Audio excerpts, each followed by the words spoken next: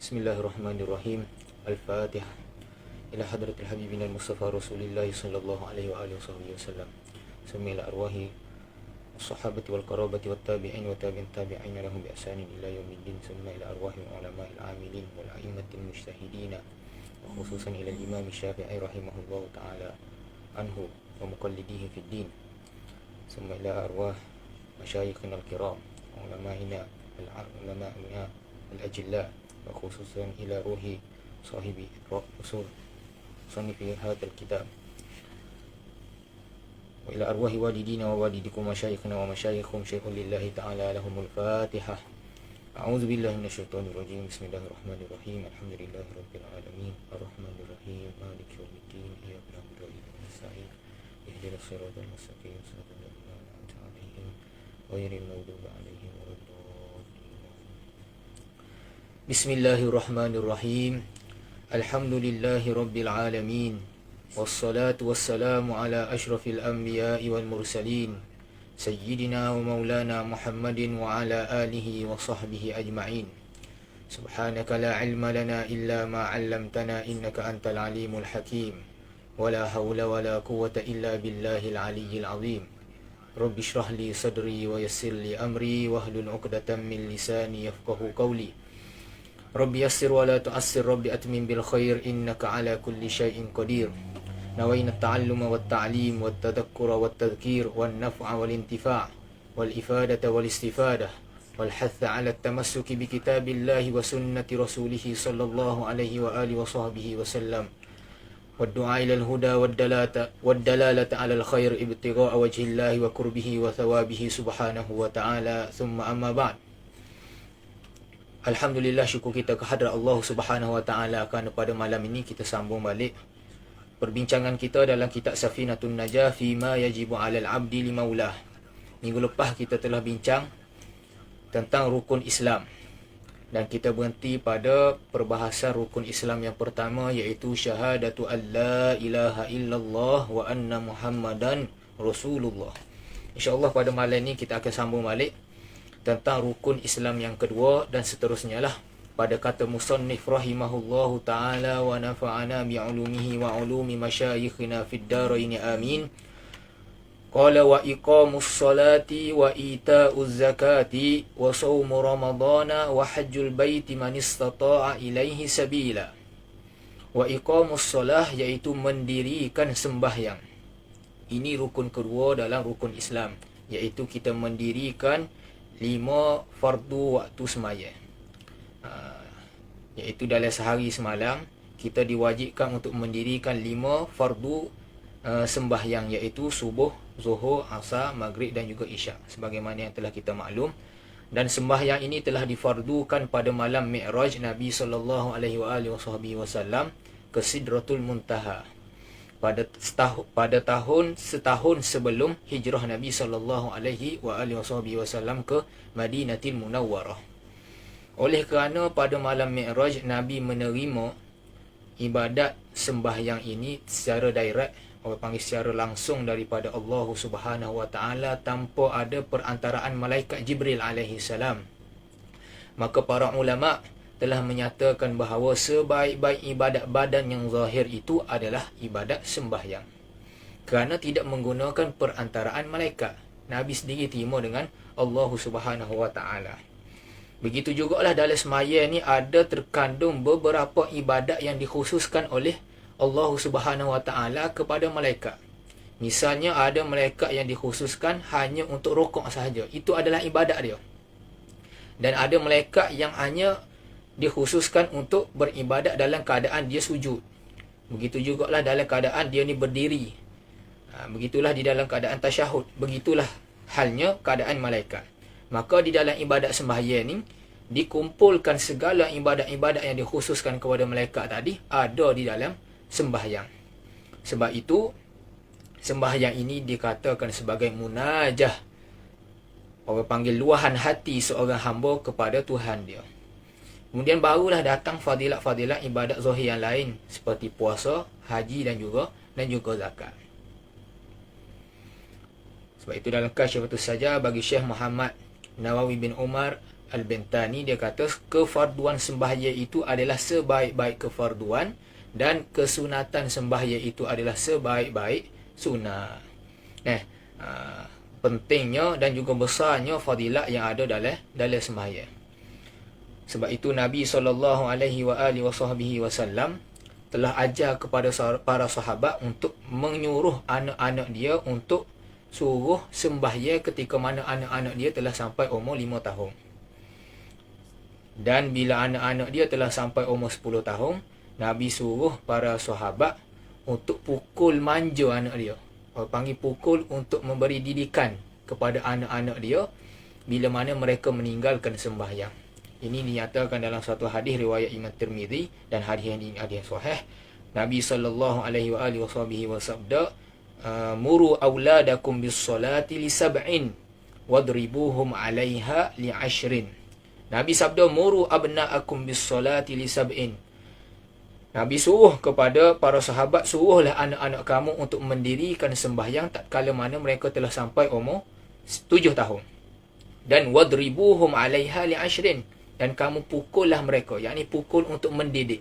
Sebagaimana guru dia pukul anak murid dia, bagaimana ayah dia pukul anak dia, bukanlah pukul untuk mendera, bukanlah pukul untuk mencederakan anak dia, tetapi pukul untuk mendidik dia. Ustaz kita dulu dia terjemah pukul manja. Pukul manja anak dia tu bila mana mereka meninggalkan sembahyang ketika umur dia 10 tahun. Maka para ulama fikir, apakah hikmah Nabi suruh anak-anak ini disuruh untuk sembahyang pada umur 7 tahun? Kerana 7 tahun ni orang panggil umur tamyiz. Anak-anak bila masuk umur 7 tahun, dia telah pandai untuk membezakan antara baik ataupun buruk. Begitu jugalah dia ni cepat nak mengikuti, meniru perbuatan orang-orang tua pada ketika umur tadi. Dan bila manalah dia ni telah sampai umur 10 tahun, kalulah kita ni masih lagi tidak mengajar mereka untuk sembahyang, maka tak ada adalah orang panggil ikutan mereka, maka dia dah terbiasa untuk meninggalkan sembahyang bila sampai umur 10 tahun. Dan umur 10 tahun ni, dia telah menghampiri umur untuk dia balik. Sebagaimana perkataan Imam Muhammad bin Salim bin Sumair lepas ni dalam perbahasan Alamatil Bulugh, kita akan tengok umur-umur balik berapa. Jadi, had umur balik paling awal ialah 9 tahun. Itu dah boleh jadi balik. Jadi kalaulah umur anak kita 10 tahun masih lagi tak sembahyang, Nabi ajar kita supaya kita pukul anak kita supaya mendidik dia untuk dia sembahyang. Sebab kalau ketika tu dia masih lagi tidak mendirikan sembahyang, maka dia akan terbiasa untuk meninggalkan sembahyang pada waktu-waktu yang akan mendatang. Itu adalah hikmah kenapa Allah Subhanahu Wa Taala jadikan kita ni ibu bapa sebagai ikutan kepada anak-anak. Setara binatang tu dia ikut mak ayah dia dah masa dia kecil, apatah lagi manusia, dia ni mengikutlah aturan dan juga ikutan mak ayah dia. Jadi Nabi dah ajar uswah yang hasanah kepada ibu dan juga bapa. Kita kena biar semaya depan anak-anak pada ketika dia masih kecil. Kalau boleh bawa ke masjid pun kita bawa, dan di rumah pun kita biasakan supaya kita semaya depan anak-anak. Jadi siapa tahap bila kita ni masuk waktu semaya, dia tanya kita bilakah dia nak semaya. Siapa kena tahap tu lah. Barulah kita ni rasa tenang anak kita ni bersungguh nak semaya. Kemudian ta'rifan sembahyang di sisi para ulama sebagaimana kita telah nyatakan pada perbahasan sebelum ni, iaitu aqwalun wa af'alun muftatahatun bitakbir wa mukhtatamatun bitaslim ala syurutin makhsusah. Iaitu beberapa perkataan dan juga beberapa perbuatan yang dimulai dengan takbir, yakni takbiratul ihram, dan disudahi dengan salam, iaitu salam yang pertama, dengan syarat-syarat yang tertentu. Itu ta'rifan sebagaimana yang dinyatakan oleh Al-Imam Al-Imam Ar-Rafi'i rahimahullahu subhanahu wa ta'ala dalam kitab Muharrar. Ta'rif Imam Ar-Rafi'i dalam kitab Muharrar, aqwalun wa af'alun muftatahatun bitakbir wa mukhtatamatun bitaslim bisyurutin makhsusah. Kemudian datang para ulama-ulama mutaakhirin yang lain, mereka menambah satu lagi qaid di dalam ta'rifan tadi supaya ta'rifan tadi jadi jami' lagi mani', iaitu dia tambah ghaliban pada kebiasaannya. Jadi kebiasaan semaya ni adalah beberapa himpunan perkataan dan juga beberapa himpunan perbuatan yang dimulakan dengan takbir dan disudahi dengan salam. Kerana ada beberapa surah gambaran sembahyang yang tidak merangkumi akwal dan juga af'al. Ada ketika situasinya semaya tadi hanya ada akwal, perkataan, tidak ada perbuatan. Dan ada situasi yang hanya ada af'al, perbuatan tapi tidak ada akwal. Begitu juga ada situasi yang kedua-duanya tak ada, iaitu dia semaya tanpa ada perkataan dan juga perbuatan. Disebut dalam kitab Takriratus Sadidah, misal bagi situasi-situasi semaya tersebut, kita nyatakan situasi yang pertama iaitu hanya ada akwal, perbuatan saja dalam semaya tanpa ada pergerakan. Misalnya macam mana? Iaitu sembahyang jenazah, solatul janazah. Bila ada saudara kita meninggal dunia, kita nak semaya jenazah ke atas mayat tersebut. Maka apa yang kita buat? Kita angkat takbir. Kita baca suratul Fatihah. Kita selawat ke atas baginda Nabi SAW. Kemudian kita doakan kepada si mati. Dan kita doakan kepada keluarga orang muslimin secara umumnya. Semua tadi. Dan kita sudahi dengan salam. Itu adalah rukun di dalam sembahyang solat jenazah. Bila kita perhati, solat jenazah ni hanya merangkumi perkataan. Tidak ada perbuatan. Nah, kita tidak rokok, kita tidak sujud, kita tidak berdiri, kita tidak duduk. Bahkan kita mulakan dengan takbir, kita baca suratul Fatihah, kita baca selawat kepada Nabi, kita doakan kepada si mati, kita doakan kepada roh orang-orang Islam seluruhannya, dan kita akhiri dengan salam. Jadi solat jenazah ni doa. Maka tidak ada af'al. Jadi takrifan tadi kita masukkan ghaliban, secara ghalib kebiasaannya dia ada perbuatan dan juga perkataan. Tapi dalam solat jenazah hanya ada perkataan. Kena perhati situ. Misal yang kedua, orang yang diikat badan dia. Dia nak semaya tapi badan dia terikat. Jadi dia tak boleh nak gerak. Jadi surah perbuatan sembahyang dia tu tidak ada pergerakan. Dia hanya bercakap sahaja di dalam sembahyang. Maksudnya dia hanya melafazkan rukun-rukun qauli sahaja.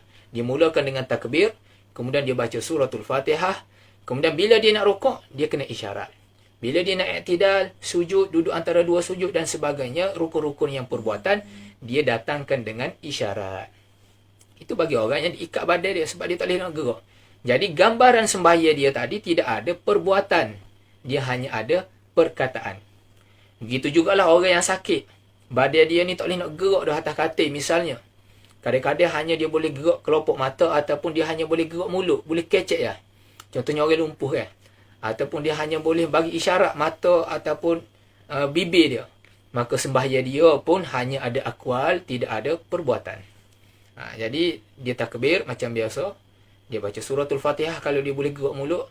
Kemudian bila dia nak rokok, dia isyaratkan sama ada dengan kepala dia. Atau kalau dia tak mampu dengan mata dia. Kalau dia tak mampu juga dengan mata, dia isyaratkan dalam hati perbuatan tadi. Itu situasi pertama sembahyang yang hanya ada perkataan.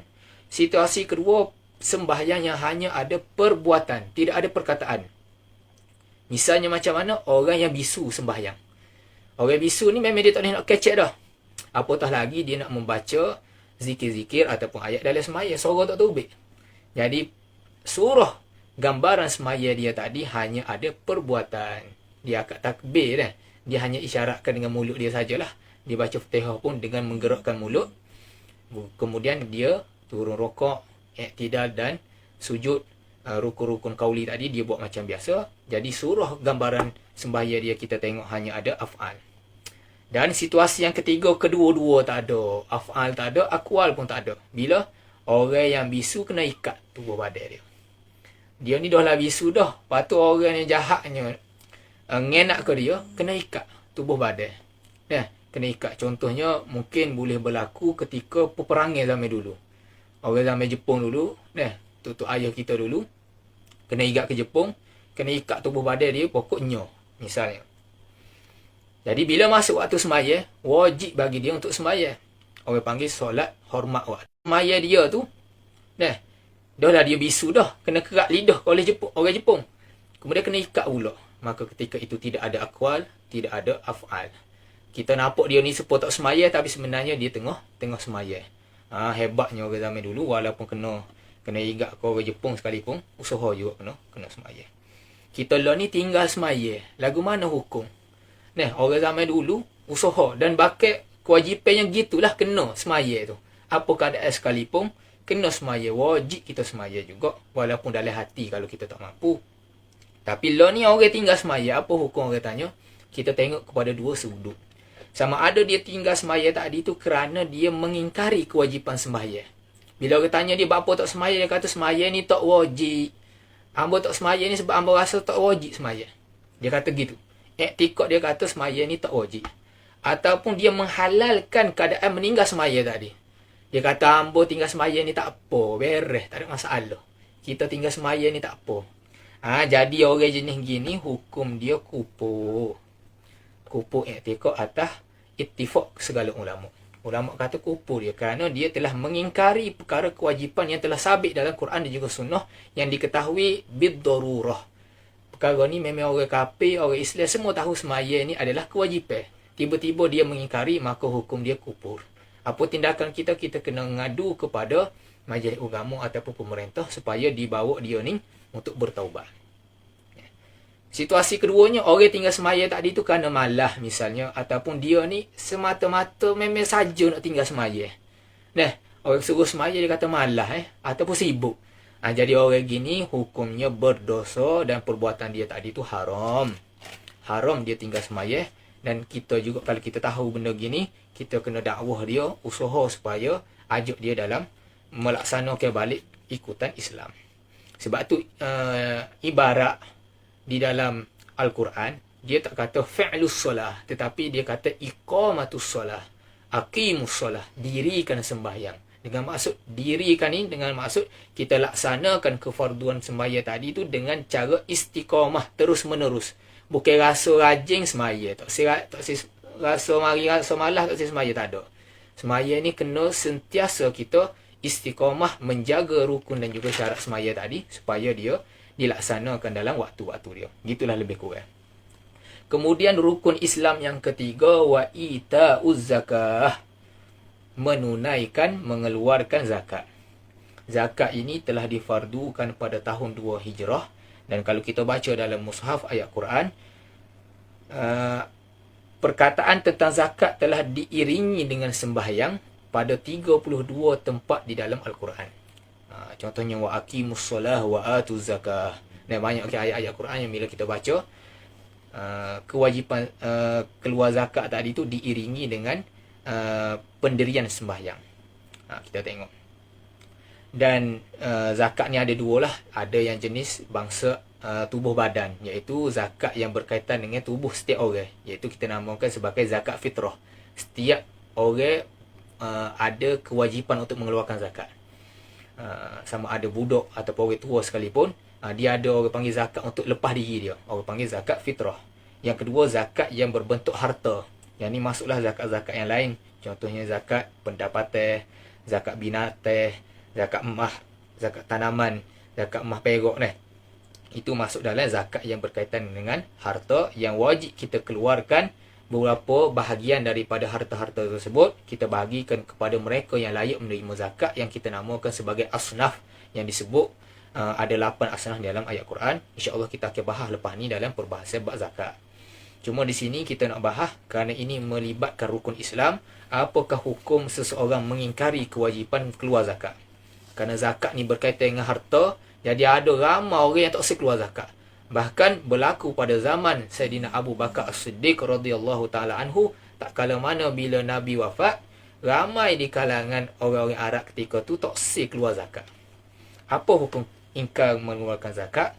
Satunya kita tengok, kalaulah zakat tadi itu disepakati oleh ulama kewajipan dia untuk kita keluarkan.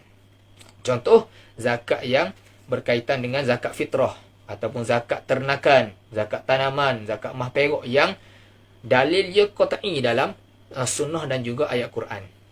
Dalam nas syarak, hukum dia qat'i ada kewajipan zakat tadi, dan para ulama sepakat benda tu ada. Kalaulah kita ingkar kewajipan zakat tersebut, hukumnya adalah kufur, sebagaimana kita nyatakan tadi, kerana benda ni adalah rukun Islam. Orang tahu, orang kafir tahu, orang Islam tahu.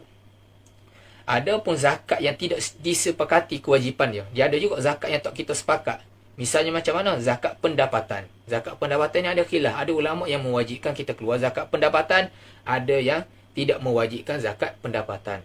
Kalau dia ingkar dalam bab zakat ni, tidak dihukumkan kufur. Ni tak ada masalah kerana tidak ittifaq.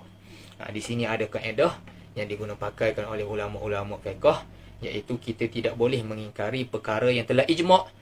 Adapun perkara-perkara yang tidak ijma', itu boleh kita ingkari. Kita tak boleh nak marah orang tu. Kita nak kata secara qat'i, sebab dia ada dalil dia sendiri, ada pegangan dia sendirilah. Ada pun perkara yang telah disepakati, kalau kita ingkar juga, hukum dia boleh jadi jatuh kufur lah, boleh jadi keluar daripada Islam. Dan zakat ni wajib kita keluarkan segera bila cukup haul nisab dan kita mampu untuk keluarkan zakat. Dan barang siapa yang menunda-nunda keluarkan zakat, hukum dia adalah haram. Dan tanggungan untuk keluarkan zakat tadi tu masih lagi ada atas tubuh badan dia, dan dia wajib keluarkan zakat juga apa keadaan sekalipun, walaupun dia lambat keluarkan zakat tadi. Seterusnya rukun yang keempat, wasaumu Ramadan, puasa pada bulan Ramadan. Puasa bulan Ramadan ini telah disyariatkan pada bulan Sya'ban tahun 2 Hijrah. Dan kita dapati Nabi SAW telah berpuasa sebanyak 9 kali. 9 tahun Nabi sempat berpuasa. Selepas berhijrah, ialah tahun 2, Nabi wafat pada tahun 11 Hijrah. Jadi Nabi sempat berpuasa 9 kali. Dan kesemuanya Nabi berpuasa 29 hari setiap tahun tu. Setiap bulan tu 29 hari. Melainkan pada sekali je Nabi sempat berpuasa 30 hari. Dalam Islam ni, dalam bulan dalam Islam, bulan Qamariyah hanya ada 29 dan 30 sahaja. Dia berlainan dengan bulan-bulan Syamsiyah. Kita guna kalender warna putih tu kan, iaitu 30 ataupun 31. Adapun kalender Islam ni, kalender Qamari, berkaitan dengan pergerakan bulan, kita guna 29 dan juga 30 hari sahaja. Lepas ni lah kita akan bincang secara panjang lebar tentang puasa. Kemudian rukun yang kelima, wahajjul baiti man istata'a ilaihi sabila. Dan menunaikan haji ke Baitillahil Haram, Kaabah, bagi mereka yang mampu untuk pergi menunaikan haji. Jadi haji ni wajib bagi orang yang mampu saja. Sebab itu kita kata man istata'a ilaihi sabila. Ada pun rukun-rukun lain dia tak mari dengan qaid begitu. Tetapi haji dia kata man istata'a ilaihi sabila. Maka para ulama membahaskan apakah yang dimaksudkan dengan kemampuan untuk pergi melaksanakan haji. Maka kriteria pertamanya mestilah dia mempunyai perbelanjaan yang cukup untuk dia pergi dan juga balik, dan juga ketika dia berada di kota Mekah untuk melaksanakan haji. Maka kos tadi itu berbezalah ikut keadaan, ikut masa dan juga zaman. Dan juga tepat. Macam kita learn ni COVID kan. Mungkin lepas ni boleh kita pergi haji. Maka kos kemungkinannya akan lebih tinggi berbanding pada zaman dahulu. Dulu murah, lah ni kos mahal. Lebih-lebih COVID, mungkin kena vaksin, ada kos vaksin tambah pula, kena tambah banyak perkara. Maka kita kena cukup perbelanjaan untuk kita pergi dan juga balik. Maksudnya kos pengangkutan, kos penginapan di sana kita kena ambil kira belaka. Itu satu kriteria pertama untuk mewajibkan haji. Yang keduanya, kita sediakan nafkah yang cukup untuk tanggungan keluarga kita yang kita tinggalkan di negara asal kita ni sepanjang perjalanan kita pergi menunaikan haji. Kalaulah kita ni ada orang yang di bawah tanggungan nafkah kita di rumah, misalnya ada anak-anak yang ramai, ataupun kita ada bini tak pergi sekali haji dengan kita, ataupun ada mak ayah yang tua yang kita tanggung dia, maka wajib kita bagikan nafkah untuk mereka. Maka ketika mana kita pergi haji, wajib juga kita tinggalkan nafkah untuk mereka di tempat tanah air kita.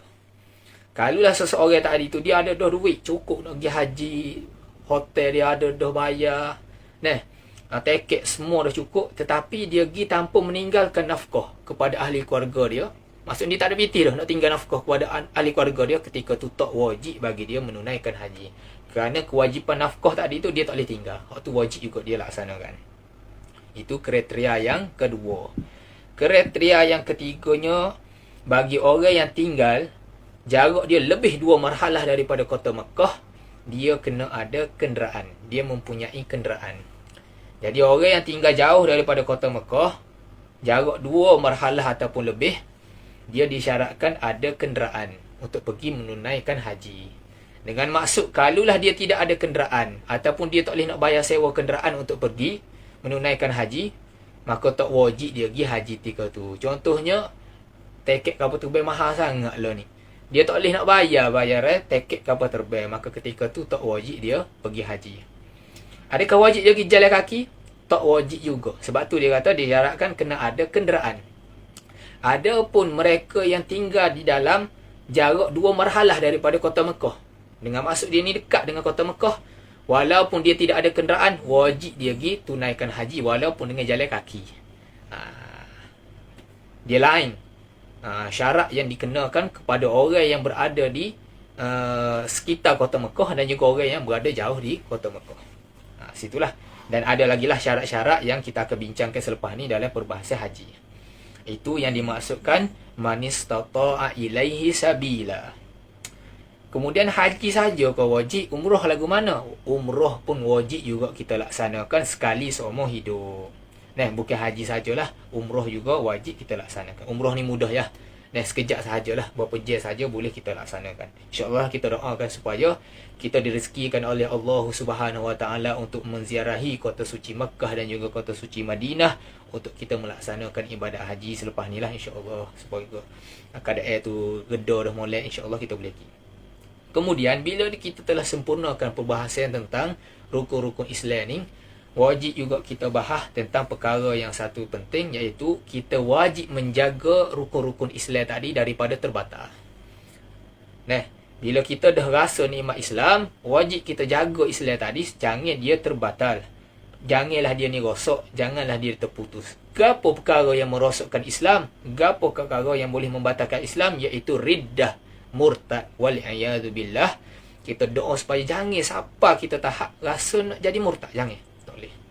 Kerana kita dah rasa nikmat comel dalam Islam, kalulah seseorang tu dia riddah, murtad, maka terbatal habis segala amal ibadat dia. Dan riddah ataupun murtad tadi adalah sekeji-keji perbuatan.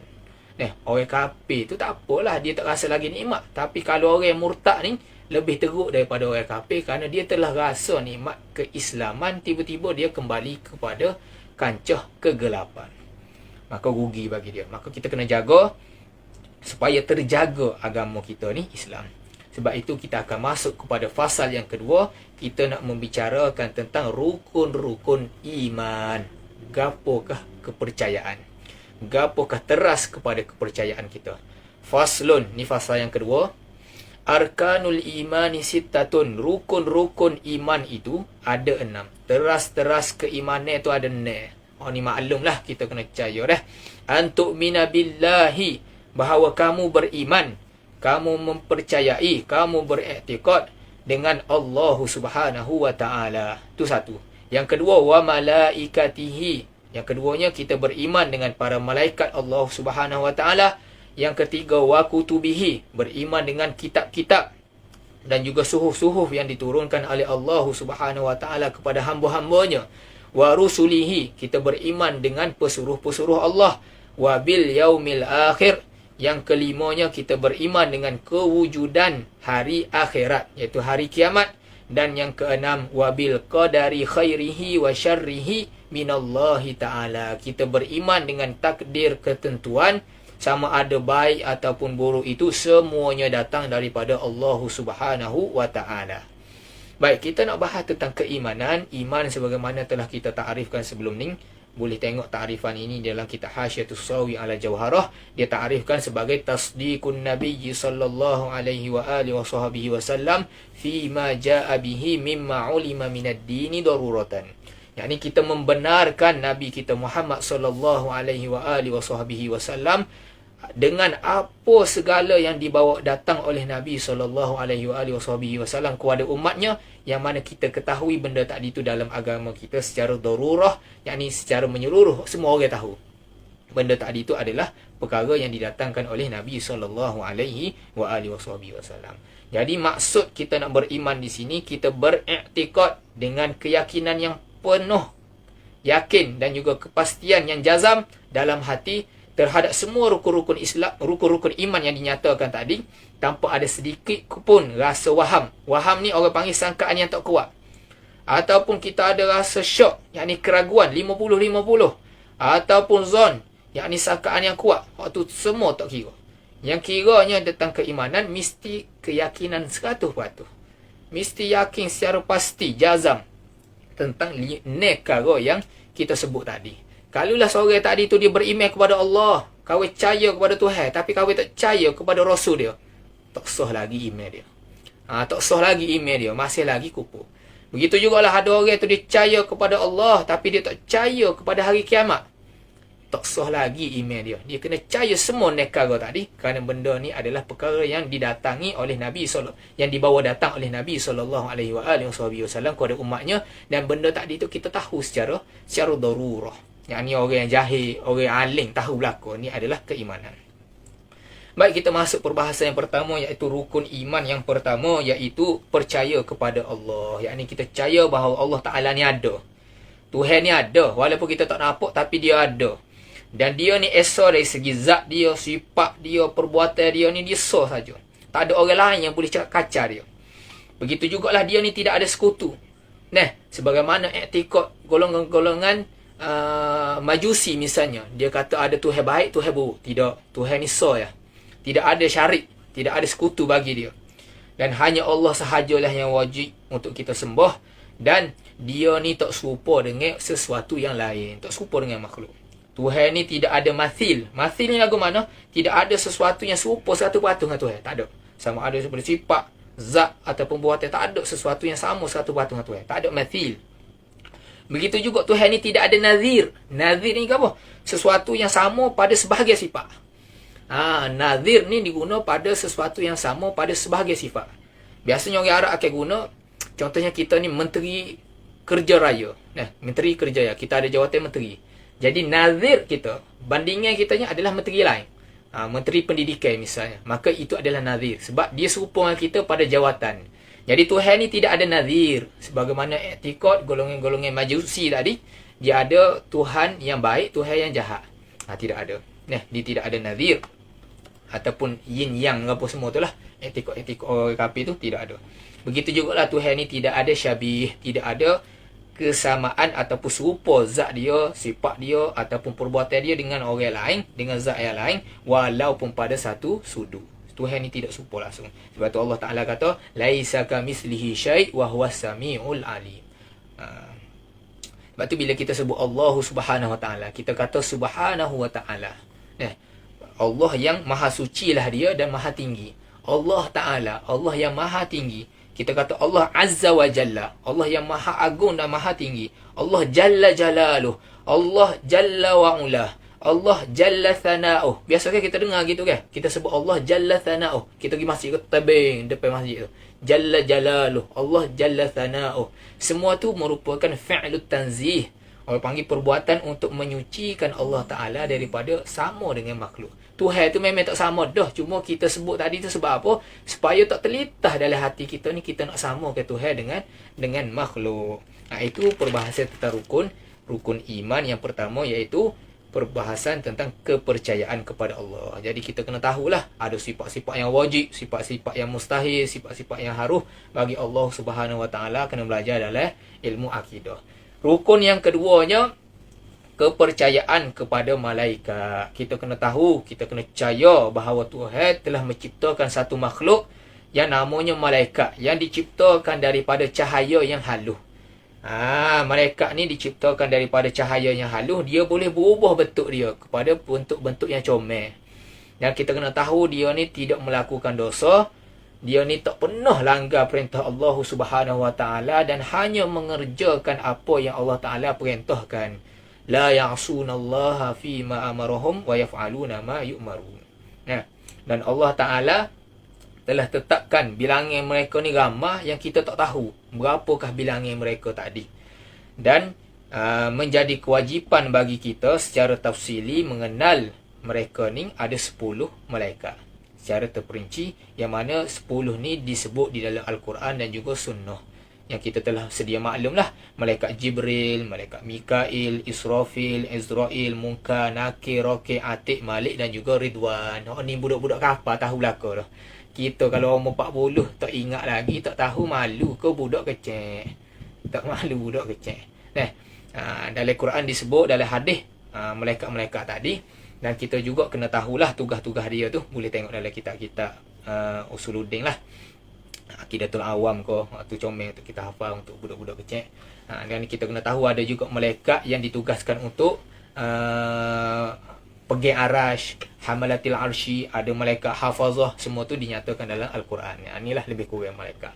Kemudian rukun iman yang ketiga, iaitu kita percaya kepada kitab-kitab dan juga suhuf-suhuf yang diturunkan dengan perantaraan wahyu daripada Allah Subhanahu Wa Taala melalui Jibril alaihi salam kepada nabi dan juga rasul-rasul dia. Dan kitab-kitab tadi ni diibaratkan daripada firman Allah Subhanahu Wa Taala yang azali, yang qadim, yang tidak didahulukan dan juga tidak dikemudiankan. Dia ni tidak ada huruf dan suara lah, kalamullah yang azali. Cuma kitab-kitab tadi merupakan satu dilalah kepada kalam Allah yang azali. Dan kandungan dalam kitab-kitab tadi tu semuanya berjumlah. Secara ijmalnya banyak kitab-kitab yang diturunkan. Yang wajib kita tahu ada 4 lah. Kitab Zabur yang diturunkan kepada Nabi Daud alaihi salam. Kemudian kita ada kitab Taurat yang diturunkan kepada Nabi Musa alaihi salam. Kemudian kita ada kitab Injil yang diturunkan kepada Nabi Isa alaihi salam, dan juga kitab Al-Quranul Karim yang diturunkan kepada Nabi kita Muhammad sallallahu alaihi wa alihi wasallam. Afdhalus salati wa atammus salam. Begitu juga dalam Quran diceritakan ada suhuf, ada lembaran-lembaran yang diturunkan kepada Nabi Ibrahim dan juga Nabi Musa. Dalam ayat Quran tu suhufi Ibrahim wa Musa. Ada suhuf yang diturunkan kepada Ibrahim dan juga dalam Musa. Dalam kitab-kitab kita ngaji dalam kitab akidah, contohnya dalam syarah Safinah ni ada juga Kasyifatus Sajjah, dinyatakan ada 104 kitab. Ni tak wajib kita tahu. Cuma disebut ada 104, ada kil 114 buah kitab. Gapo kitab tadi? Satunya kitab Taurat bagi Nabi Musa, Zabur kepada Nabi Daud, Injil kepada Nabi Isa, Al-Quran kepada Nabi kita Muhammad sallallahu alaihi wasallam, 50 suhuf, 50 lembaran yang diturunkan kepada Nabi Syith, 30 suhuf yang diturunkan kepada Nabi Idris, 10 suhuf yang diturunkan kepada Nabi Adam alaihi salam, ada 10 suhuf yang diturunkan kepada Nabi Ibrahim alaihi salam. Waktu cukup 104. Tambah lagi 10 suhuf yang diturunkan kepada Nabi Musa alaihi salam, jadi 114 buah kitab semua yang diturunkan. Ini dinyatakanlah dalam kitab Kasyifatus Sajjah. Seterusnya kita bahas tentang rusulihi, iaitu rukun iman yang kelima. Apa? 2, 3, 4. Rukun iman yang keempat, iaitu rusulihi. Kita beriman dengan utusan-utusan Allah Subhanahu Wa Taala. Kita kena percayalah Allah Taala telah lantik di kalangan manusia ni beberapa orang yang diberi mukjizat, yang diberi risalah wahyu untuk dia sampaikan kepada umat dia.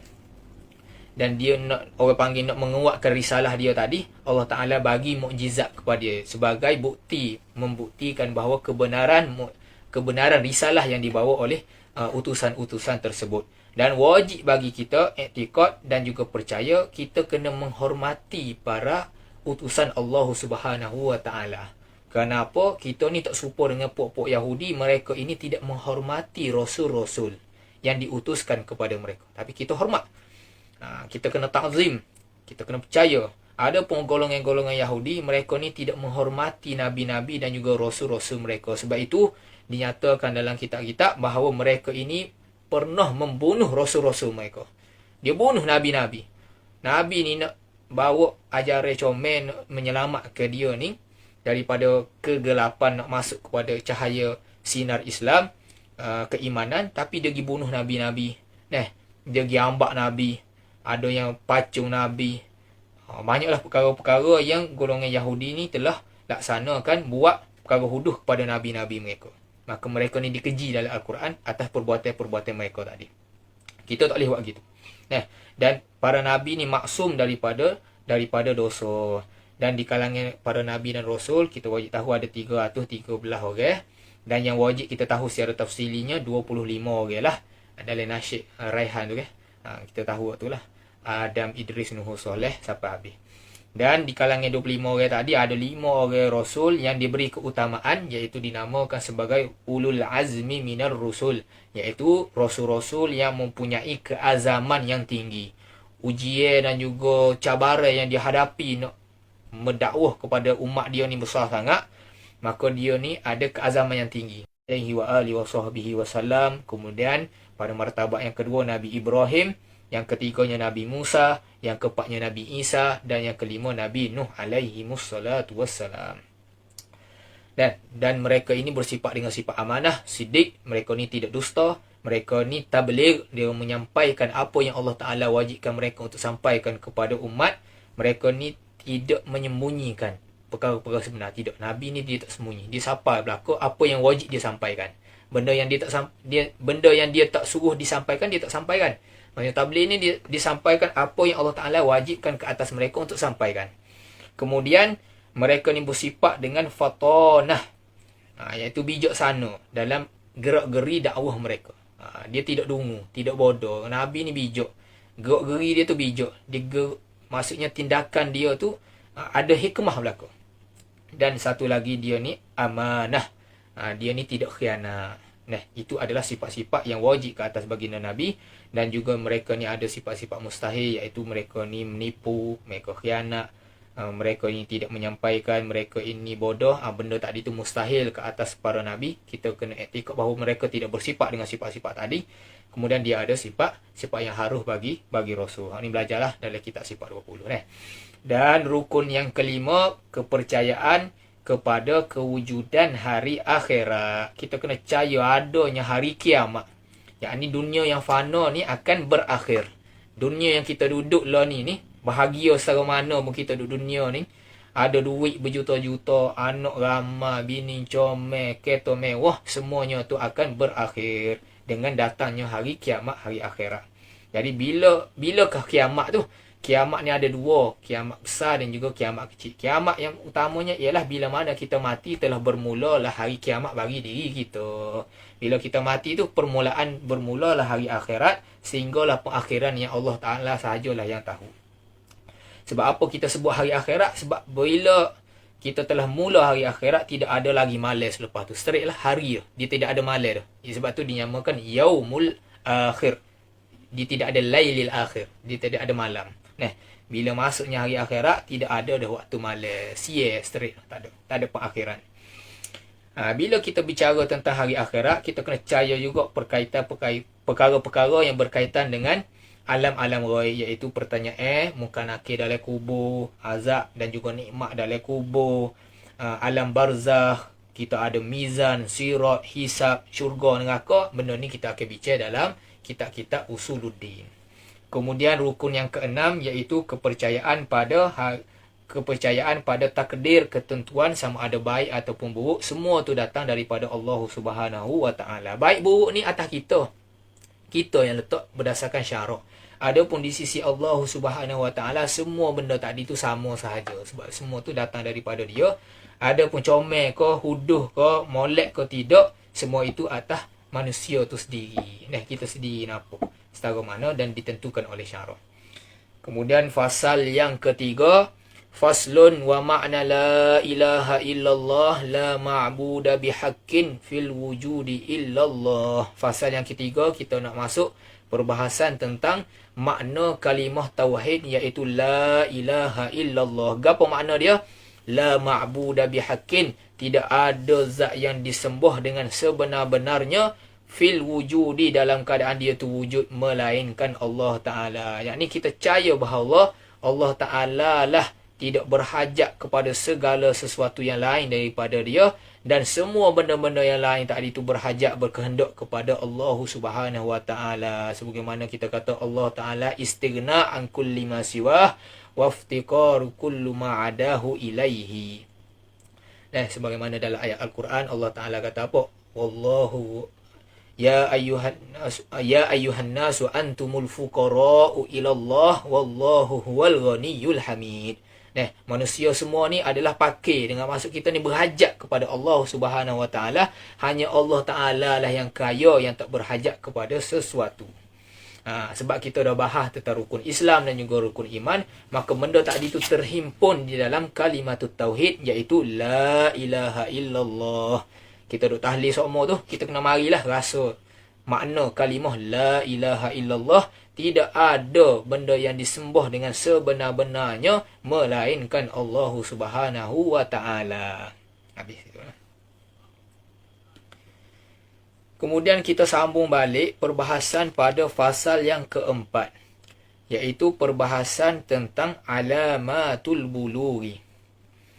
Faslun alamatul bulughi thalathun.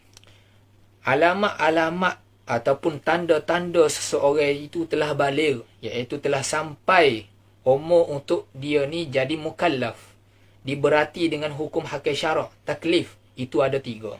Di sini musannif rahimahullahu ta'ala, dia mulakan perbahasan fiqh dalam kitab dia ni. Dia cerita tentang alamat-alamat baligh. Dia tak cerita lagi benda-benda lain tentang semaya, zakat, haji. Dia cerita dulu perkara pertamanya, nak tahu lagu manakah seseorang tadi tu baligh, siapa umur. Sebab perkara pertama yang menyebabnya adanya taklif, suruhan agama, keberatan syarak tadi tu, yang kita namakan sebagai manatut taklif, itu terhenti kepada baligh, iaitu sampainya umur. Kita akan bahas tentang perbahasan taklif, iaitu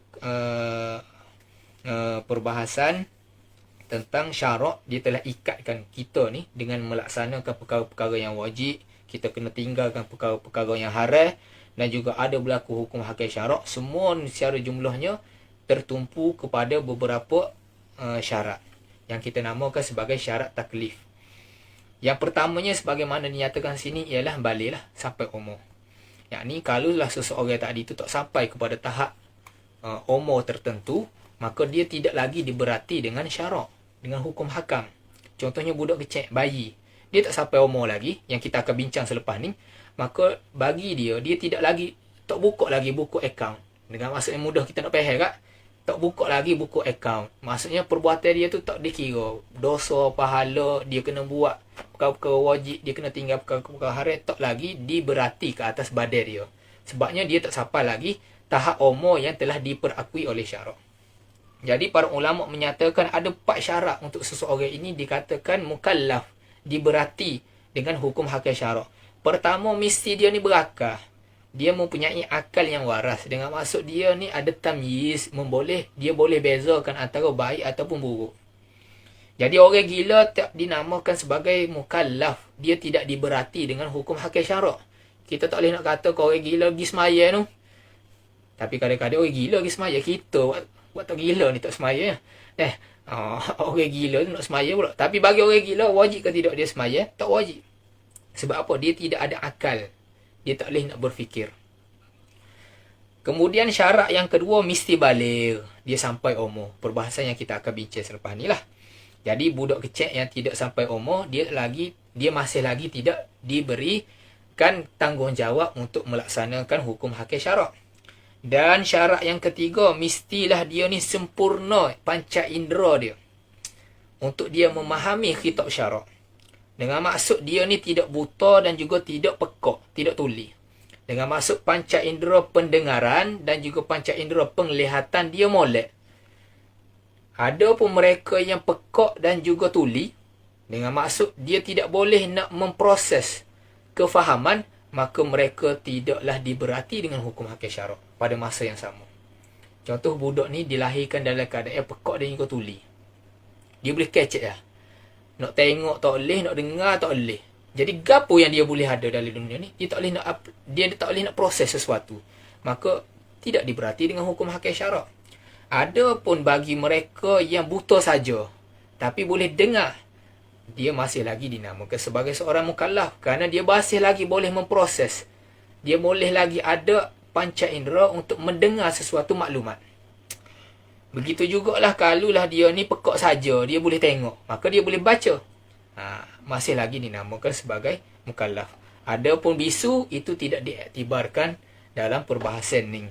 Maksudnya sempurnalah panca indera dia, yakni penglihatan dan juga pendengaran. Kerana penglihatan dan juga pendengaran ni adalah alat untuk kita memahami sesuatu perkara. Adapun lidah, ini alat untuk menyampaikan sahaja. Itu syarat yang ketiga lah untuk dinamakan mukallaf. Dan yang keempat, mestilah sampai seruan Islam. Yakni sampai seruan Islam atas surah gambaran Islam yang sebenar. Tidak ada kesamaran tentang Islam tadi.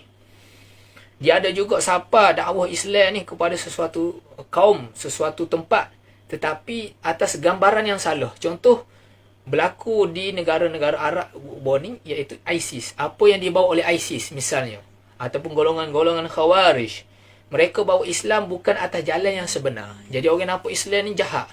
Islam ni agama pemisah. Islam ni agama nak perang. Nah, maka ajaran yang dibawa tadi itu tidak menggambarkan ajaran Islam yang sebenar. Maka itu tak dinama lagi sampai dakwah. Jadi sampai dakwah ini merupakan satu perkara yang penting juga untuk dinamakan sebagai taklif. Jadi orang yang tinggal di dalam negara Islam itu memang confirm lah dia boleh sampai dakwah. Dan ada pun mereka yang tinggal di luar negara Islam, contohnya jauh di pedalaman, ataupun dia ni memang dikelilingi oleh komuniti yang bukan Islam, maka ketika tadi mestilah ada dakwah yang disampaikan mereka, sama ada melalui manusia tu sendiri, orang Islam sendiri mari secara mubashir, yakni berkecek, kita terai dia tentang Islam, ataupun melalui penulisan-penulisan, ataupun melalui khutbah-khutbah, ataupun ucapan-ucapan, ataupun melalui media massa. Itu pun dikira dah sampai ajaran Islam kepada mereka. Tapi dengan syarat mesti surah sahihah, gambaran Islam yang sebenar. Kalau siapa ajaran Islam yang tak sebenar, masih lagi tidak dinamakan sebagai mukallaf. Jadi syarat seseorang tadi tu dinamakan mukallaf, diberati dengan hukum hakik syarak, mesti ada 4 syarat. Akal, mesti berakal. Yang keduanya, dia ni mestilah sampai umur. Dan yang ketiga, dia ni tak buta dan tak tuli. Dan yang keempat, dia ni sampai seruan Islam yang sebenar. Sampai seruan yang sebenar. Itulah syarat bagi mukallaf. Saya kira apa gayanya kita telah melangkaui masa lah ni. Tak sempat juga kita bahaskan perbahasan tentang alamatil bulugh. InsyaAllah lah pada minggu depan kita akan bincangkan apakah tanda-tanda bagi seseorang itu telah sampai tahap umur untuk dia ni dikira sebagai mukallaf. Ada 3 cara, ada 3 tanda yang kita akan bincangkan pada perbahasan minggu lepas lah, insyaAllah. Sekadar itulah dulu pada malam ni, insyaAllah. Segala yang baik itu daripada Allah Subhanahu Wa Taala. Segala kekurangan, tersasar perkataan, lidah ni pendek sikit ke, ataupun terasa hati apa yang kurang itu datang daripada diri hamba sendirilah. Kita minta ampun daripada Allah Subhanahu Wa Taala.